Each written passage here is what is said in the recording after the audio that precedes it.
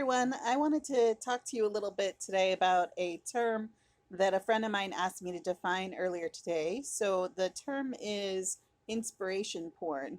So, what it means is basically when abled folks are gushing about uh, disabled folks in a very patronizing way, like, OMG, you are so brave. Oh my gosh, you got out of bed today. If I were in your shoes, I would just kill myself. I can't even imagine what it would be like to be in your shoes. So, yeah, that's kind of a gross overgeneralization of what it's like. And I really hope I don't have to trot out that scary voice ever again. Um, but hey, acting chops. But so yeah, I think with media, it depends a lot on portrayal. Like I would consider The Good Doctor to be a guilty pleasure show for me because it is 100% inspiration porn in that the only thing that they need you to know about the main character is that he has autism. And so it's fine, I think, and necessary for media to show that disabled folks can do really amazing things, but not so much that that is now a superpower. And I think it comes down to, is this portrayal one dimensional or multidimensional?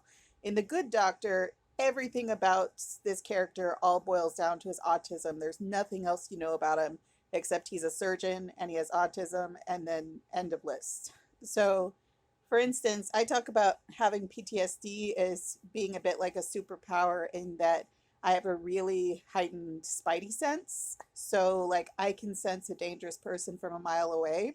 And that's something I didn't have before my trauma. But if you were to cast me as a character in um, Law and Order SVU, and that was the only thing you knew about me, is that I was a survivor and that I had PTSD, and nothing else about my character was revealed, that I would consider inspiration porn. Whereas if you were to have me as a character and say, yes, she has PTSD and she has this heightened spidey sense, but also she's a YouTuber, she's a singer songwriter, she writes novels, um, that she's a social worker, all these things about me that are not my disability.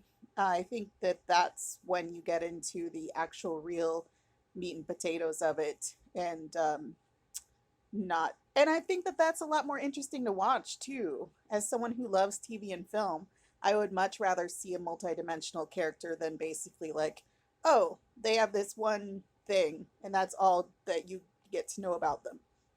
So, on that note, I'm going to sing a song that I wrote about survivors and the way that people view survivors.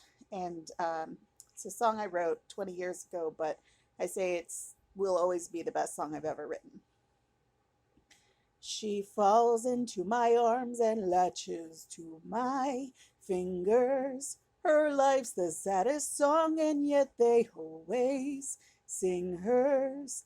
They sing her song. I want to protect her from all of her nightmares. Why can't you respect her? Why do you bring cold stares? How could you blame her, the victim? You're more guilty than she is.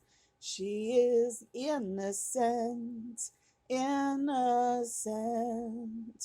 Her memories lead her to believe she is worthless. She will not argue if she thinks it would hurt less. Silence hurts her less. I want to protect her from all of her nightmares. Why can't you respect her? Why do you bring cold stares? How could you blame her, the victim? You're more guilty than she is. She is innocent, innocent. Through all my observations, life is getting tougher. Just throw me off a cliff. I'd rather be a virgin sacrifice than see her suffer, suffering. She hides in a dark corner and starts her bawling. She began at the bottom and now is falling. She's falling deeper. I want to protect her from all of her nightmares. Why can't you respect her? Why do you bring cold stares? How could you blame her, the victim? You're more guilty than she is. She is innocent.